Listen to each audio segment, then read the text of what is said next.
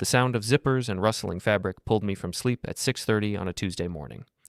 Not exactly the gentle wake-up call most husbands expect after 15 years of marriage. I rolled over to find my wife Celia standing at our dresser, methodically folding summer clothes into her expensive leather suitcase, the one we'd bought for our honeymoon to Italy. The irony wasn't lost on me. "Are we going somewhere?" I asked, propping myself up on one elbow. Celia turned with that practiced smile she reserved for difficult clients at her investment firm. "We? Don't make me laugh, Evan. My friend invited me to Miami for a long weekend. You know, girl time." I knew that smile. I'd seen it countless times when she was about to close a deal or manipulate someone into seeing things her way. What I didn't know was that I'd become the target. "Which friend?" I asked, though something in my gut already knew the answer would be a lie. "Brent Halvorsen. You remember him from the country club barbecue last month?" Brent Halvorsen. Real estate developer, married to Alex, and about as trustworthy as a used car salesman with a gambling problem. I remembered him all right, the way he'd cornered Celia by the pool, his hand lingering on her lower back while they laughed at jokes that weren't particularly funny. "Since when is Brent a girl?" I asked, sitting up fully now. Celia's laugh was forced, brittle. "Don't be ridiculous. It's a group thing. Several couples from the club." Another lie. I could tell because she was folding her black lingerie, the set I'd bought her for our anniversary, into the suitcase with particular care. Women don't pack Victoria's Secret for group trips with married friends. "What about Alex?" I pressed. "Is she going too?" "Of course she is." Celia's voice carried just a hint of irritation now. "Really, Evan, you're being paranoid." I watched her pack for another few minutes, noting the careful selection of clothes, the new bikini she'd bought last week, the expensive perfume I'd never seen before. My wife was many things, ambitious, calculating, image-obsessed, but she wasn't a good liar, at least not to someone who'd been studying her tells for 15 years. After she left for the airport in an Uber that cost more than most people's weekly grocery budget, I did what any suspicious husband would do in the digital age. I grabbed my phone and sent a text to Alex Halvorsen. "Hey Alex, did you know Brent is going to Miami with Celia? Looking forward to seeing you both there." The response came back within minutes. "What? Brent's been missing since yesterday. Said he had business meetings. He's in Miami with your wife?" I stared at the screen, feeling that familiar cold sensation in my chest, the same one I'd felt during my military days when an operation was about to go sideways. The difference was, back then I had protocols to follow. Now I was flying solo. Alex's next message appeared before I could respond. "We need to talk. Can you meet me at Coastal Coffee in an hour?" I agreed, but my mind was already racing ahead to darker possibilities. Celia wasn't just having an affair. She was having an affair with a man whose wife thought he was on a business trip. That level of deception required planning, coordination, and a complete disregard for the collateral damage they'd cause. As I got dressed, I caught my reflection in the bathroom mirror. 44 years old, graying at the temples, crow's feet from too many years squinting at technical drawings in my industrial design work. When had I become the kind of man a woman would cheat on? The answer, I realized, was probably the same day I'd become the kind of man who would let her get away with it. But not this time. Before we dive deeper into this story, I have one small request. Please subscribe, drop a like, comment, and hit that hype button to boost this channel so more people can discover these incredible Reddit stories. Coastal Coffee was one of those aggressively quaint New England establishments that charged $8 for what amounted to regular coffee with a pretentious name. I found Alex Halvorsen sitting in a corner booth, her perfectly manicured fingers wrapped around a cup of something that probably had more syllables than nutrients. Alex was everything Celia aspired to be: old money, elegant, effortlessly sophisticated, and cold as a January morning in Maine. She looked up as I approached, her blue eyes sharp with the kind of focused anger that comes from years of practice. "Sit down, Evan," she said without preamble. "We have a problem." "We do?" "Unless you're comfortable with your wife screwing my husband in Miami while we sit here like idiots. Yes, we have a problem." I had to admire her directness. No tears, no dramatics, just cold, hard assessment of the situation. It reminded me why I'd always liked Alex, even when I found her intimidating. "What do you want to do about it?" I asked. "I want to catch them. I want evidence, and then I want to destroy them both." The venom in her voice was impressive, but I'd learned long ago that the best revenge required patience and planning. "What kind of evidence are we talking about?" Alex pulled out her phone and showed me a screenshot. Brent's credit card transactions. He booked 2 rooms at the Fontainebleau Miami Beach yesterday morning. Charged it to his business account, the idiot. 2 rooms? For appearances, I assume, though I doubt they're using both. I studied the receipt. Brent had indeed booked 2 ocean view suites for 4 nights. The total cost was more than I made in a month, which raised an interesting question about where he was getting that kind of money.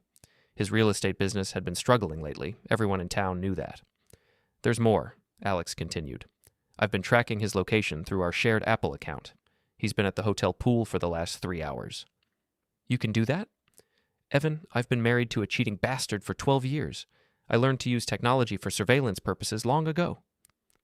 I felt a stab of sympathy for her, followed immediately by a surge of anger at my own naivety. How long had Celia been planning this?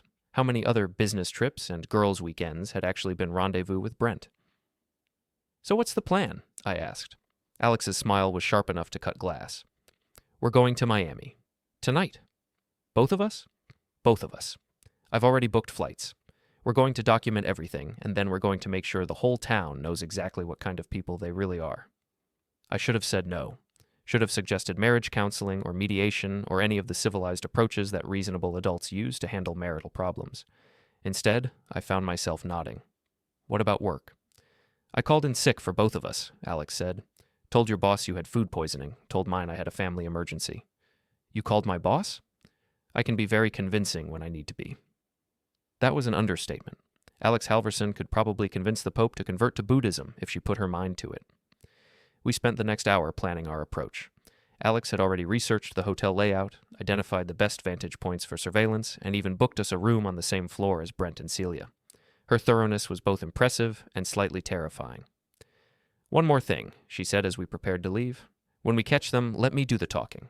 I have experience with public humiliation. Experience? Brent's not my first cheating husband, just my last. The flight to Miami gave me time to think about what we were doing and whether it was the right approach. Part of me wanted to confront Celia privately, give her a chance to explain or apologize. But a larger part, the part that had been shaped by years of military training and industrial problem-solving, knew that some situations required decisive action. Celia had made her choice when she packed that suitcase. Now, I was making mine. We landed at Miami International at 8 p.m. and took a cab directly to the Fontainebleau. The hotel was exactly the kind of ostentatious display of wealth that would appeal to someone like Brent. All marble and gold fixtures, and beautiful people spending money they probably didn't have. Alex checked us into our surveillance room with the efficiency of a seasoned operative. Within 30 minutes, we had visual confirmation of our targets. They were at the pool bar, sharing what appeared to be their 3rd or 4th round of expensive cocktails. Celia was wearing the new bikini I'd seen her pack, along with a sheer cover-up that left little to the imagination.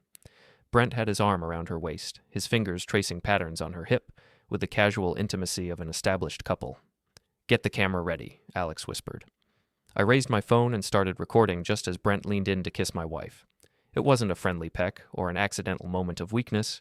It was deep, passionate, and completely unambiguous. Celia responded by running her fingers through his hair and pressing closer against him. 15 years of marriage, and I'd never seen her look at me the way she was looking at him. That's enough, Alex said quietly. We have what we need.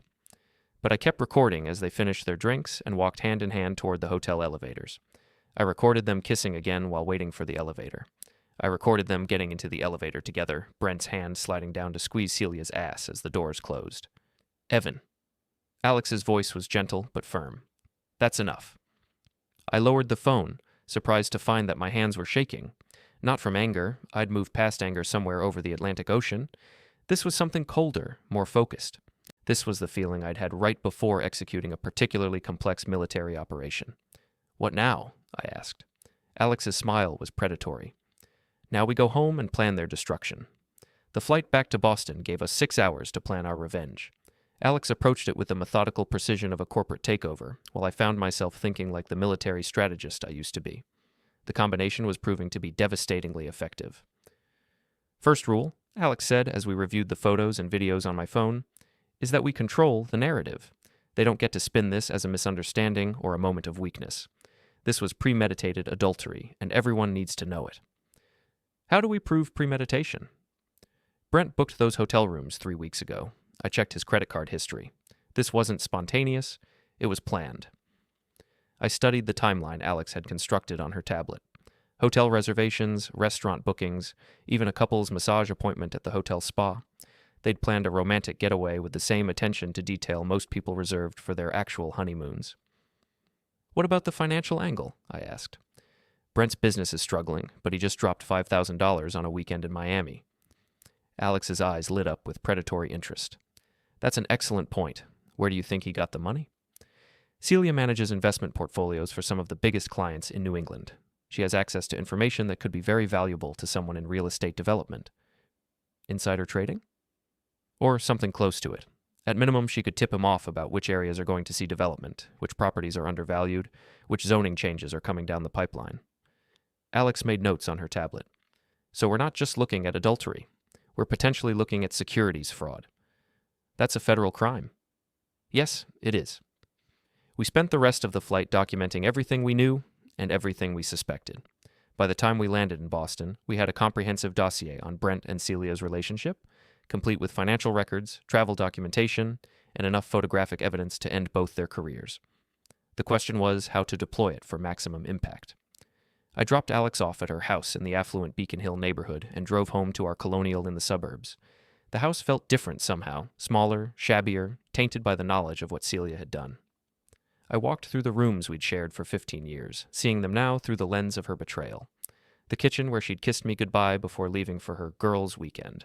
The living room where we'd hosted dinner parties for the same social circle that would soon be gossiping about our divorce.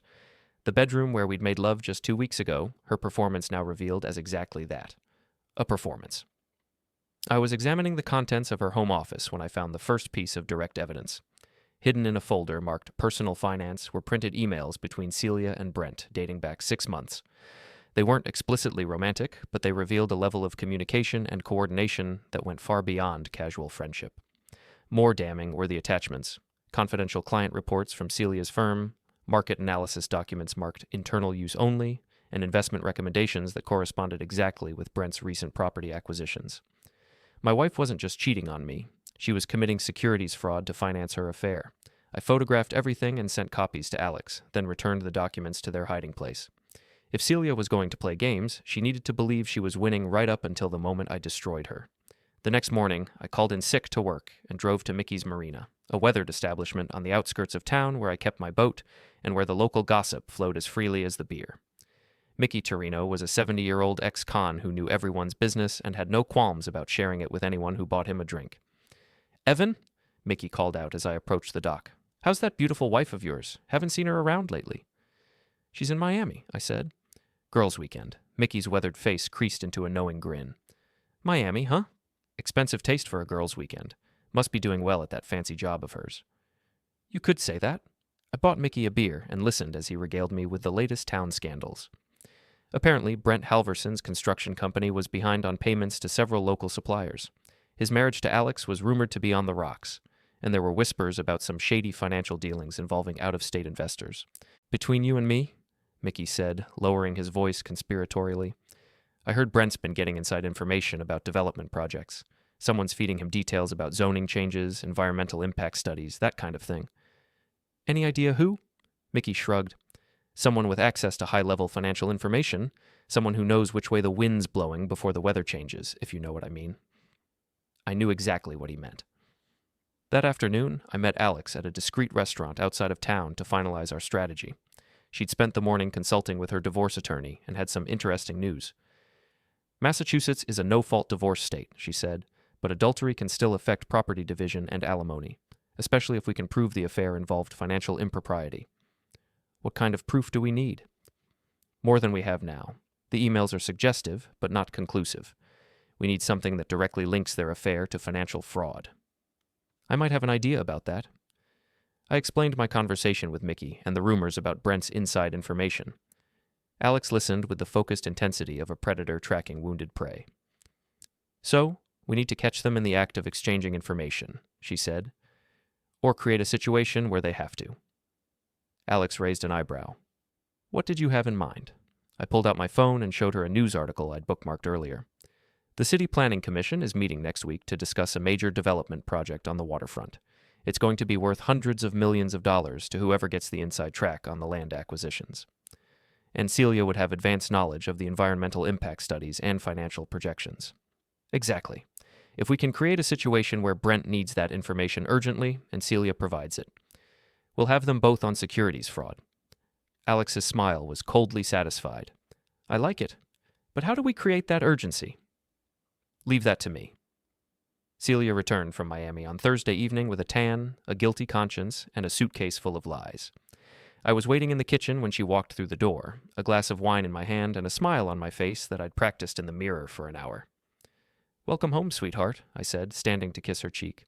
How was the girls' weekend? Oh, you know. She set down her suitcase and avoided my eyes. Relaxing. We spent most of the time by the pool. That's nice. Which hotel did you stay at? The Marriott, she said without hesitation. Another lie. Nothing fancy, just somewhere clean and comfortable. I nodded and poured her a glass of wine. I missed you. The house felt empty without you. Celia's smile was strained, but she accepted the wine and settled into her usual chair at the kitchen island. Did you do anything interesting while I was gone? Just worked on some design projects. Oh, and I ran into Alex Halvorsen at the grocery store. She mentioned that Brent was out of town on business. Funny coincidence that you were both traveling at the same time. I watched Celia's face carefully as I said this. A slight tightening around her eyes, a barely perceptible pause before she responded. She was good, but not good enough. Small world, she said lightly. How is Alex? I haven't talked to her in ages. She seemed stressed. Something about Brent's business having financial problems. This got a stronger reaction. Celia's grip on her wine glass tightened, and she looked away toward the window. That's unfortunate. The real estate market has been challenging lately. I sipped my wine and waited. Sometimes the most effective interrogation technique was simply allowing people to fill uncomfortable silences. I should probably give her a call, Celia said after a moment. See if there's anything I can do to help. That's thoughtful of you. I'm sure she'd appreciate having someone to talk to about financial matters. Celia nodded absently, already lost in thought. I could practically see the wheels turning in her head, calculating risks and opportunities.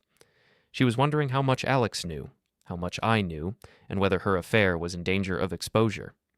What she didn't know was that her affair was the least of her problems. Over the next few days, I played the role of the oblivious husband with Academy Award-worthy performance.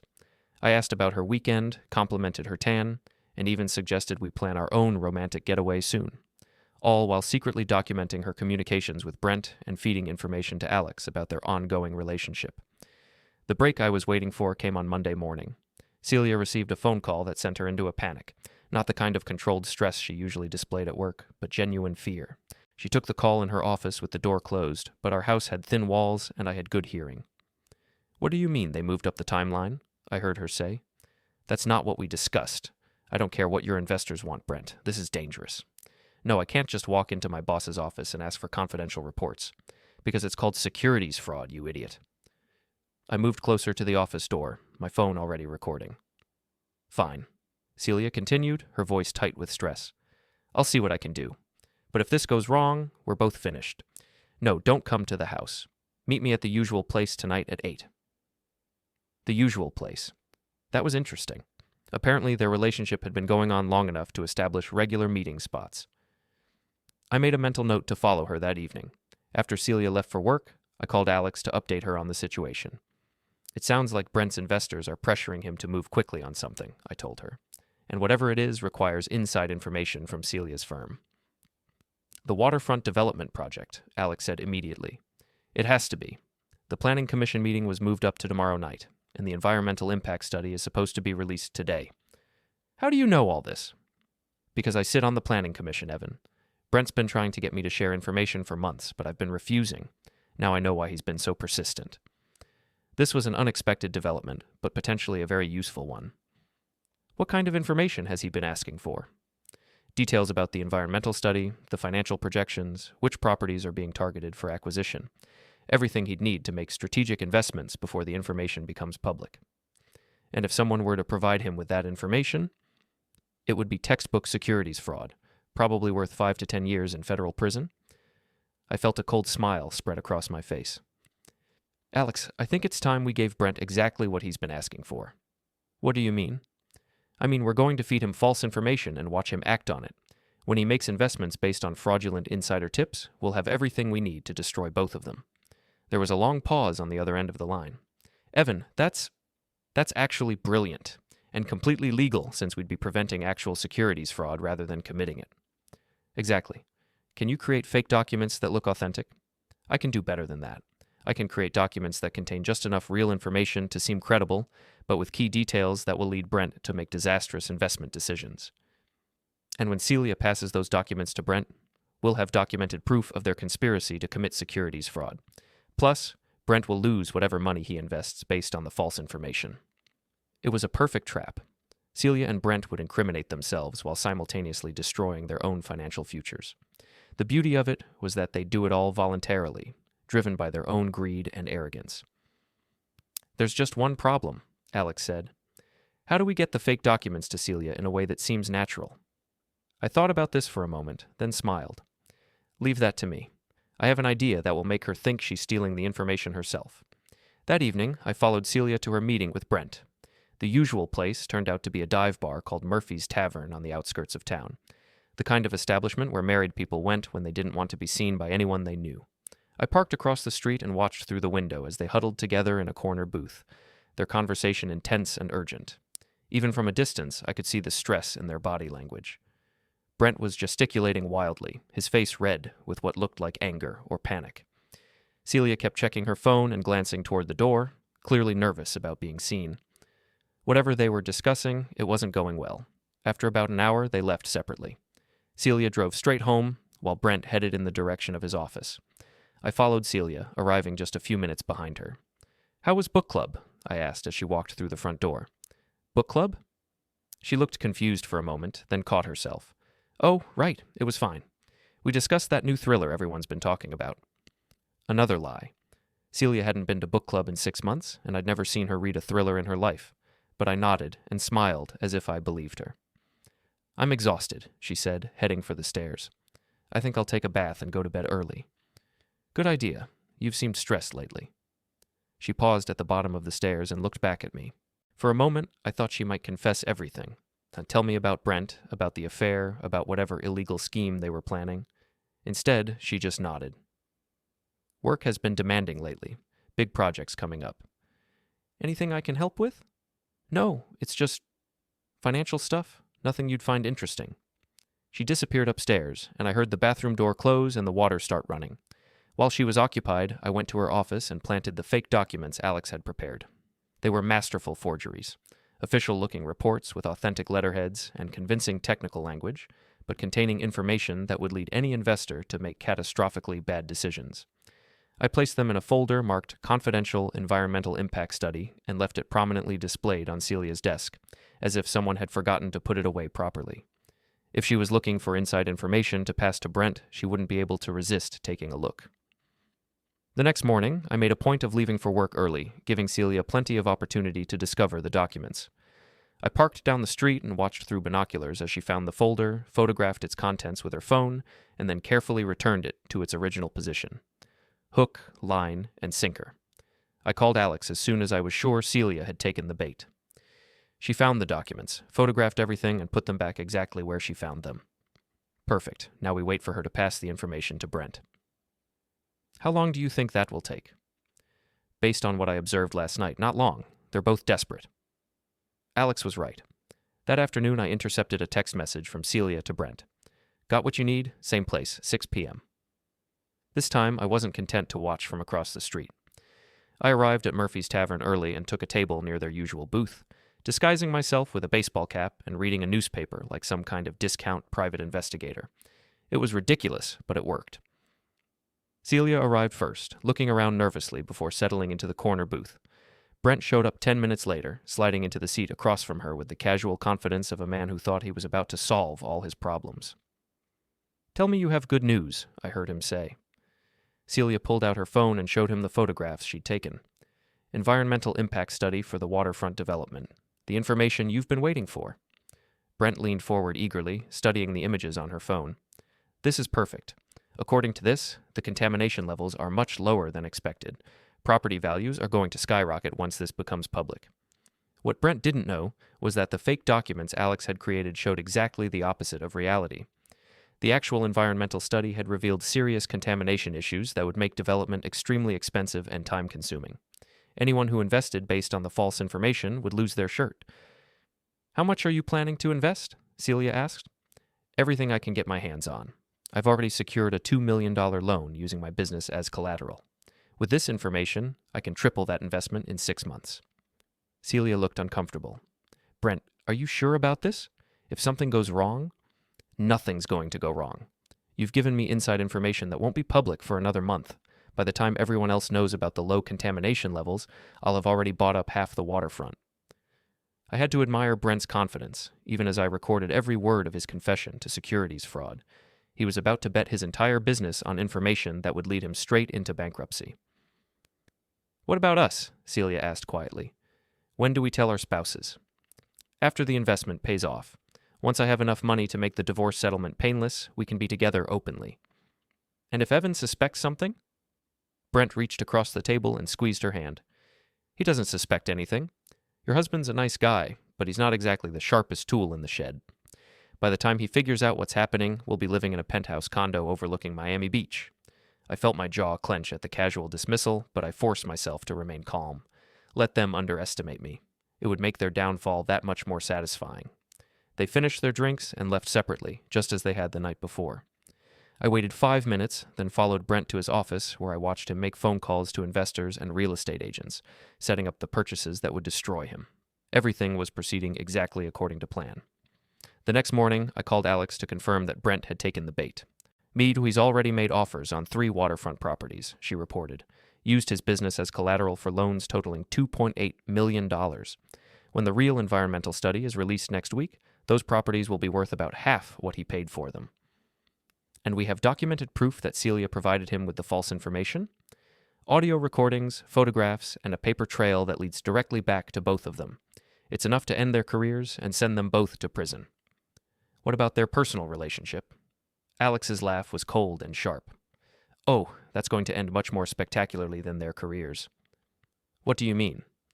"I mean, it's time for the final confrontation. Are you ready to watch your wife's world collapse?"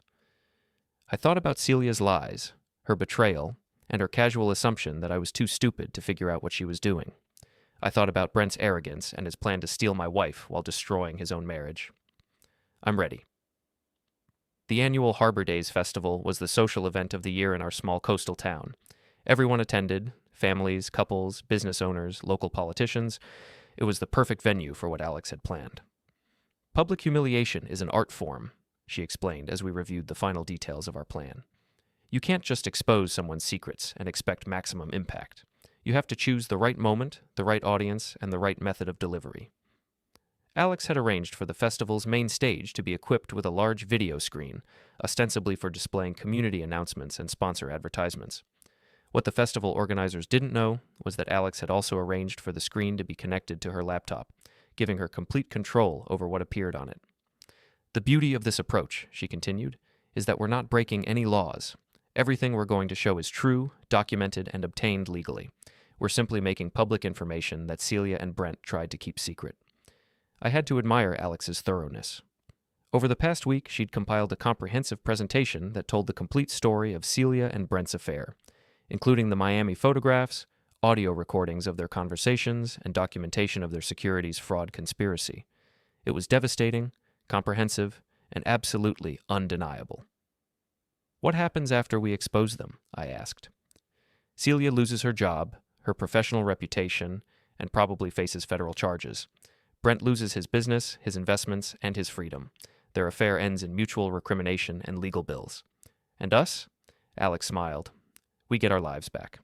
The festival began at noon on a perfect Saturday in late September. The weather was crisp and clear, the kind of day that made living in New England feel like a privilege rather than an endurance test.